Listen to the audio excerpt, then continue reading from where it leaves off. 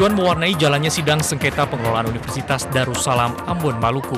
Dalam sidang yang berlangsung di Pengadilan Negeri Ambon itu, kedua kubu memperebutkan kepemilikan dan pengelolaan universitas.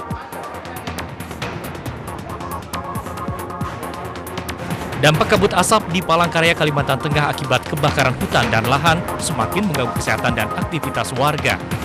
Selain menimbulkan mata perih, pusing, dan sesak nafas, terkadang mereka tidak dapat mengetahui kalau ada pengendara lain di hadapannya akibat jarak pandang yang sempit.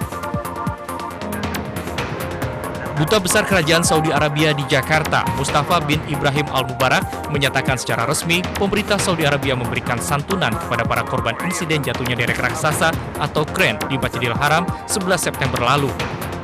Pemerintah Kerajaan Arab Saudi akan memberikan bantuan kepada korban meninggal dan cacat seumur hidup dalam musibah kren roboh di Masjidil Haram tersebut sebesar 1 juta real atau sekitar 38 miliar rupiah.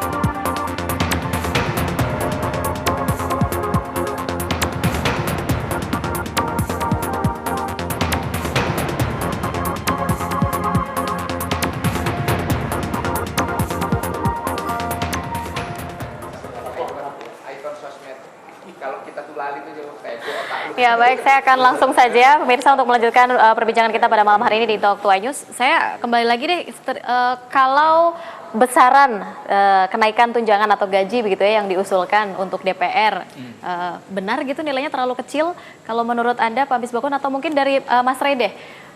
Kira-kira besarannya terlalu kecil atau memang sudah sewajarnya? Persoalannya bukan besarannya dulu. Besaran itu kan kedua ketiga ya. Yang pertama prinsipnya dulu, apakah anggota DPR layak dapat tunjangan dalam kondisi begini? Dan tentu bukan hanya DPR supaya lebih ini ya, dan pejabat negara. Apakah layak gitu? Nah, setelah kita berbicara layak atau tidak, baru kita berbicara besarannya seperti apa. Tapi kalau dikatakan ini nanti untuk 2016 sudah dikatakan layak kan juga. Kalau Menteri Keuangan bilang kan tergantung Tuhan sekarang ekonomi ini kan. Artinya kan kita mau mengatakan ini sampai 2015 nggak ada harapan kan. Jadi begini, yang justru mengkhawatirkan saya saat ini itu adalah di proses APBNP 2015 itu adalah penerimaan pajak. Penerimaan pajak. Nah, penerimaan ini kalau sampai kemudian tidak tercapai 100%, kita kan tinggal menghitung 80%, 90% atau di bawah itu. Kita akan bicara tentang risiko fiskalnya. Ah, kemudian kita menutupinya dari mana? Ya kan? Menutupinya itu dari mana? Karena apa? Kalau kita ingin tetap ekonomi itu tumbuh, yang didorong itu adalah spending, nggak bisa. Kita meng-cut itu justru akan membuat ekonomi makin decline. Nah, kalau itu yang dilakukan, dua impact-nya, penerimaan pajak turun, investasi turun, belanja turun, semuanya akan membawa efek berantai yang lebih buruk lagi. Upaya pemerintah memperbesar volume APBN 2016 jadi 2.121 triliun, itu upaya apa? Kalau ekonomi itu kan, ekonomi Indonesia itu sejak 2011 itu sudah turun, secara siklus sudah turun, pertumbuhannya juga turun. Nah, makanya kan bisa-bisanya kan kita bicara kita dulu lah, Mas Bakun, nggak usah bicara jauh-jauh. Kok bisa-bisanya kita 560 ini tidak punya empati gitu? Loh, kita tolak aja di paripurna, kita bilang saya kembalikan. Jangan sekarang begitu kenaikannya. Kan ini kan masih dibahas. Nanti tinggal fraksi-fraksi yang tadi disampaikan itu kan. Jadi pemerintah pun baru merilis data kenaikan jumlah kemiskinan 860.000. Artinya meningkat di tahun 2015. Ya, bertambah. Pencari kerja baru 2,5 juta tidak terserap. PHK ini sebenarnya realnya ratusan ribu. Ya, itu bisa dilihat indikatornya per hari penarikan jaminan hari tua di BPJS itu 12.000 orang.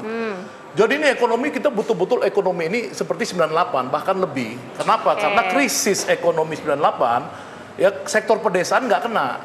Sekarang itu harga sawit cuma 500 perak per kilogram, harga karet turun, kakao turun, rakyat ini udah semua ini menderita. Kok tiba-tiba DPR ini ya dijadikan musuh bersama sekarang, mereka minta gaji, dan DPR-nya panik. Ini yang bicara kita sekarang. Kalau menurut saya, ini sebenarnya strategi dari rejim Jokowi untuk memindahkan beban daripada yang dikejar nanti pada akhirnya Jokowi dan teman-teman ini dipindahkan ke DPR karena DPR ini juga dianggap nggak bertanggung jawab selama ini. Padahal sebenarnya kalau kita kembalikan ini yang bahaya nih rejim ini ya tidak ada pengakuan bahwa ya sekarang udah fail, udah gagal ya. Misalkan tadi Miss Bakum bilang pajak apa yang berhasil sekarang udah 4 triliun ya ditambah oleh DPR ini 4 triliun disetujuin ya untuk penambahan income teman-teman di tunjangan kinerja pajak. Mana ada? Malah sok menaikkan 30% Jadi udah ngeri. Begini ya. Jangan DPR dibebani, kasihan. Ini perlu ada press conference gabungan DPR ya antara pemerintah dengan DPR. Karena ini sensitif. Ya. Nah, kan kalau dibaca pernyataan Saudara Fahri itu kan artinya DPR dalam posisi setuju kenaikan. Nggak ada banyak itu. Jadi ada Sarip Asa, ada bahkan Fahri Hamzah sudah sekretaris. mengatakan ini terlalu kecil justru. Iya, itu makanya Fahri Hamzah ini yang bahaya Fahri Hamzah. Enggak, Selain Fahri Hamzah sebenarnya jadi kita juga harus melihat secara utuh. Secara utuh. Usulan itu kan datang dari semua. Misalnya contoh kita tanya KPU. Ya kan? Terus kemudian dan KPU sudah disetujui. Apa? Dan KPU sudah disetujui juga. Nah, KPU, Panwaslu, dan semua lembaga-lembaga itu tanya coba MA, coba tanya MK, coba kemudian yang anggaran KPK, tanya itu kan semuanya kan dari negara, ya kan? Apakah ada itu? Coba kita putar satu-satu, kita tanyain lembaga-lembaga itu, tunjangan mereka naik nggak? Tanya rakyat yang di PHK ini. Lah, seharusnya kalau kita ingin punya empati, solidaritas. Ya, kalau itu mereka itu naik, KPU naik kita tahu. Iya semua. Nggak ada boleh kan naik. Masalahnya di mana? Masalahnya di mana? Tadi kita bicara, kan siklusnya ini. Kita mau mengatakan yang di KPU, yang di DPR, yang di mana-mana kita tolak kenaikannya. Tolak. Zaman susah harus prihatin. Gini ya, sebentar ya. Mau KPU, KPK, dia tidak ada fungsi mengawasi kinerja presiden dan pemerintah. Itu satu hal. Kita hanya DPR, kita bicara maka si pengawas ini, pengawas tunggal negara ini tidak boleh terkontaminasi dengan hal ini. Ya, betul. Apalagi kita di saat-saat begini, ini negara lagi bangkrut, terpuruk. Masa udah kok masih tega-teganya kita menaikkan gaji, apalagi dengan cara bargaining, kalau enggak gua nggak approve APBN. Ini makanya saya bilang ini butuh diinvestigasi. Saya belum pernah mendengar DPR ngomong bahwa kalau tidak disetujui nanti kita nggak, kalau nggak di-approve tidak akan mengawasi. Kita mana tahu di dalam sekat-sekat keuangan. Nanti dulu. Kita sama saya juga bertanggung jawab terhadap konstituen saya. Sama. Iya. Sama kita bertanggung jawab. Kalau fraksi Anda mau menyetujui silakan aja, gitu kan. Ini kita harus clear dulu. Ini siapa yang punya gawe begini nih? Jadi mulai dari sekretariat. Ini bukan masalah setuju dan tidak setuju. Dimulai dari sekretariat. Iya, harus mulai dari mereka yang mengusulkan. Oke. Ini bukan masalah setuju dan tidak setuju. Ya. Kita bicara tadi kan sejak awal saya mengatakan ini kan adalah siklus anggaran. Siklus anggaran. Kalau kemudian siklus anggaran kan kemudian kan pemerintah kan mempunyai tujuan yang seperti saya sampaikan, meningkatkan konsumsi masyarakat, meningkatkan daya beli dan sebagainya. Ya kan? Kalau di samping tadi Bang Rai menyampaikan ada sisi etis, ya kita bicara sisi etis gitu. Artinya sudah pantaskah begitu kenaikan itu dilakukan saat ini, begitu maksudnya Pak Misbah? Kalau kita lihat tidak pantas. Ya, kita coba tanyakan, pantaskah kira-kira kenaikan itu dilakukan saat ini? Lah, kalau kita melihat sisi etis, tadi kan sudah ada jawaban-jawaban dari beliau-beliau ini kan yang mempertanyakan. Saya bilang tidak pantas. Lah, kalau karena mereka pertama ya kinerja kemudian kami, kalau sebentar dulu kinerja kami itu banyakan nganggurnya. Artinya tidak pernah mengawasi. Ya memang ya saya pengakuan. Kalau tadi pengakuan Bang Fahri tidak bisa mengawasi karena anggarannya kurang. Apanya? Yang kedua, situasi negara kita bangkrut. Ini lagi bangkrut. Kita cuma sombong aja yang punya yang terakhir nih. Yang lain kita udah nggak punya. Kok masih bisa udah kita bangkrut masih bisa sombong. Saya termasuk begini. Oke, silakan. Saya kalau mau yang naik gaji, naik tunjangan, monggo nanti kita voting aja. Jadi nanti kalau Pak Jokowi belusukan anggarannya boleh dikurangi ya, karena kan ikut prihatin juga. Anggarannya sampai 3 miliar loh. Ya dikurangi. Fantastis loh angkanya. Saya bilang, saya juga begini. Saya anggota Komisi 11. Ya. Terus kemudian saya anggota Balek. Saya itu rapat sampai jam 1:30 pagi. Sehari sampai ada 4-5 rapat. Saya juga bingung kalau Bang Effendi kemudian saya banyak nganggur. Saya nggak tahu. Itu bisa dicek absen saya di DPR.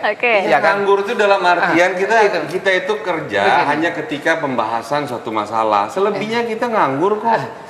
Oleh karenanya malam kalau bisa di saat seperti ini kita 560 kita bagikan kembalikan. Iya, ini sumbangan untuk orang-orang PHK sampai 1 tahun ke depan sampai pulih kembali suasana negara ini. Dramatisasi bahwa kita menghadapi kesulitan tapi dramatisasi kita mengatakan negara dalam dramatisasi kemudian kita dalam keadaan bangkrut. Kita ini sudah jelas kok. Bapak belum merasa bangkrut ya? Bapak punya saudara nggak bangkrut? Oke, baik, saya harus potong terlebih dahulu. Pemirsa Anda jangan kemana-mana. Tentu aja selesaikan kembali sesaat lagi. Kamu nggak ada. Tadi dia ngakui pajaknya.